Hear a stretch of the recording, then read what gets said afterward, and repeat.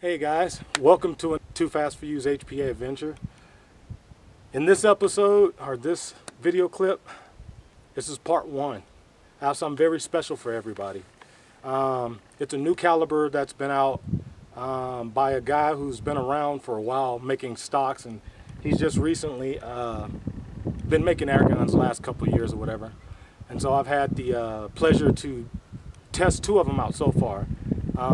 One being the Raven 177, and this one I believe is the Trident Action. So stay tuned.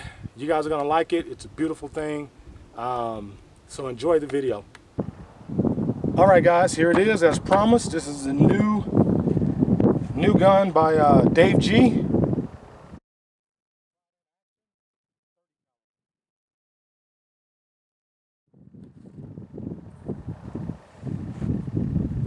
Man, look at this gun. Very light. Very shoulderable. I mean, it just goes right to the shoulder. All right, so let's start taking a look at some of the features on this. Let's go over the features really quick on the gun. Obviously, you got the barrel shroud here. It's got the end cap here. You can unscrew the end cap. It's got baffles inside. It's got a 21-inch, and this is the part that makes me really happy and just excited to be trying this. It has a 21-inch FX 30 caliber smooth twist barrel, so it's 21 inches. Basically, this thing, give you a rough rundown, it shoots JSB 44 grains, 880, 890. We're going to chrony it today and actually see what it does. I haven't done anything to this gun but put a scope on it, shot it in my garage a few times. That was it. So now back to the main features here.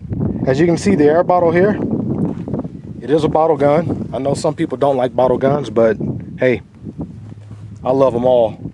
This is a 22 cubic inch, 3,000 PSI bottle. Here also he has the tube plenum, which also holds a little bit. So all in all, capacity is 360 cc's, which is pretty smart, I believe, by Dave. Some good thinking on his part. When you start getting up to calibers like 30 and 257s and 9mm and all that, I mean, I'm sorry, but tube guns are cool. I understand the look, but you really limit your shot count. So I like the fact that Dave made this a bottle gun, and he also put some of the tube on there for an intake air plenum too, so it actually holds air also. So he's giving you more capacity. And I think 360 cc's of air is pretty damn good.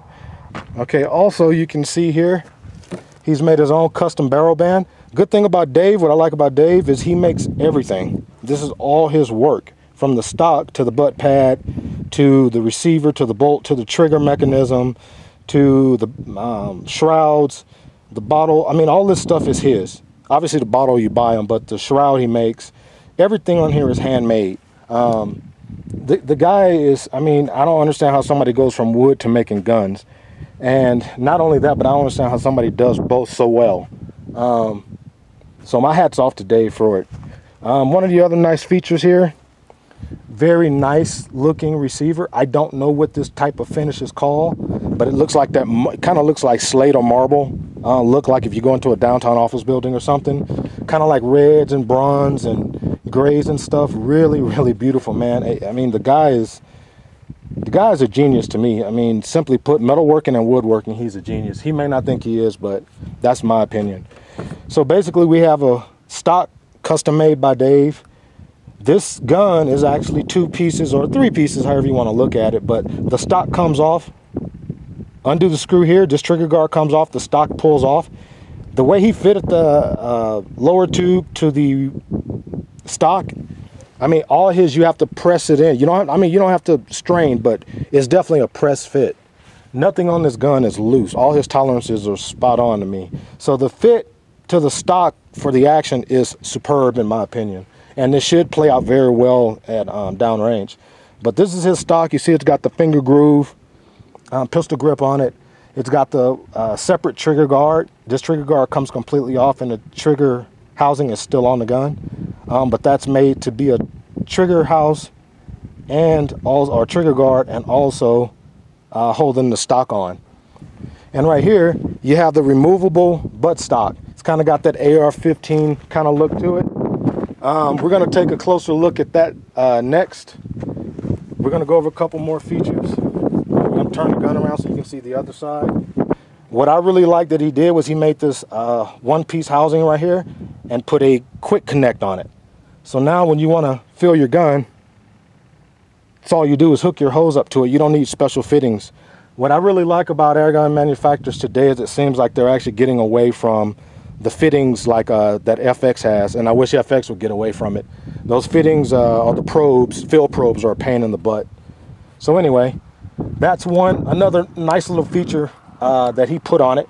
You don't need anything special to fill the gun. Just connect it to your hose and fill it up. Let's come back here to the action. I'm going to zoom in a little bit. I mean, as you can see, a lot of the detail work. He made a nice little bolt that does not cock the gun.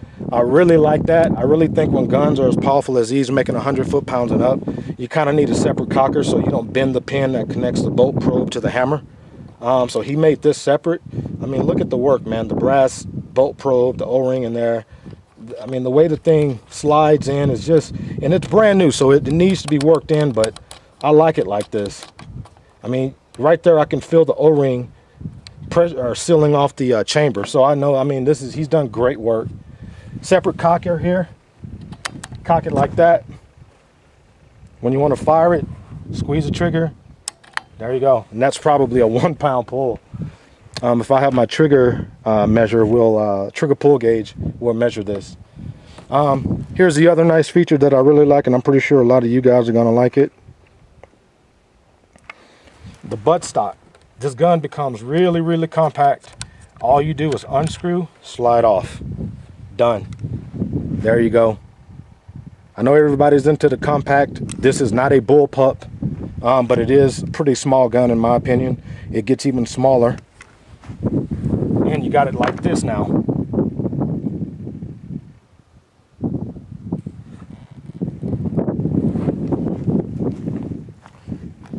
One of the other nice features, and we're going to come around this way.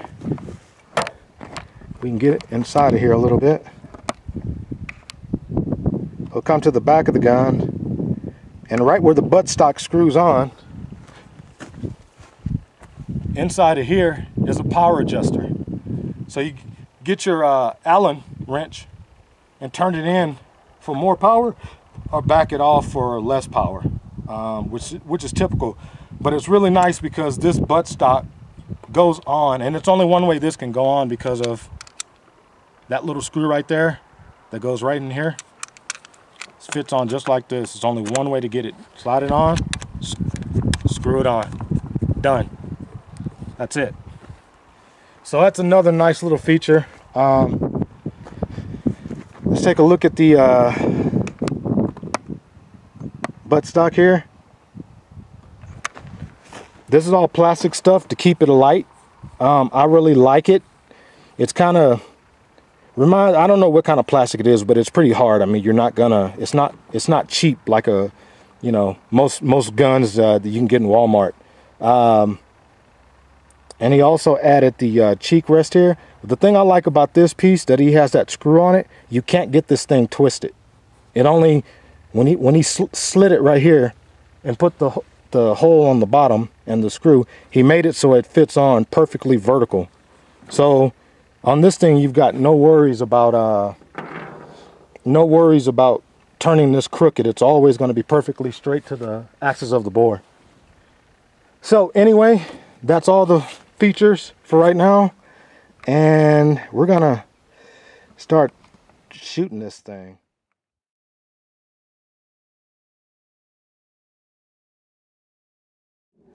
All right. Dave recommends that the bottle can be filled to 3,200, but he also said it works just fine off 3,000. So I'm gonna go to 3,200 here.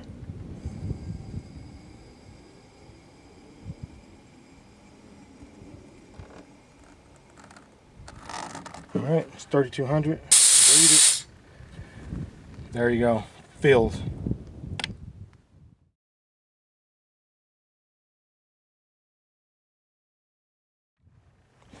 All right, guys, a little quick tip here about this particular action. If you notice the little trough here and you cock the gun, it's just open on one side. It's easier, obviously it's harder if you roll it like this. Even though that went in, what I like to do is turn it on the side and drop it in, and it fits a lot better. All you do is open the bolt, drop the pellet in, close it, cock it, fire. It's that simple. Also, what I like is if you don't cock the gun, it won't fire. Even though this is loaded now, it won't fire unless you cock it. So that is your safety. If you see something, oh look, there's a squirrel, you can cock the gun, take a shot.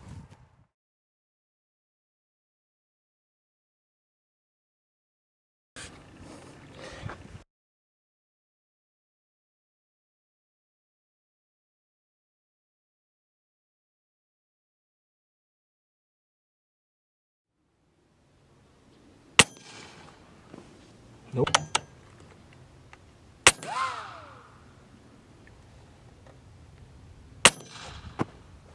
Hit 80. Hit it.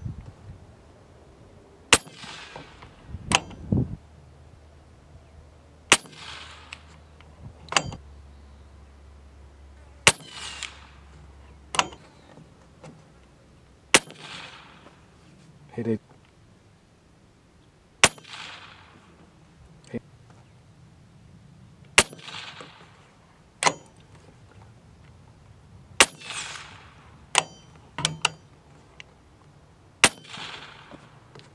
.882. Looking for anything above 880.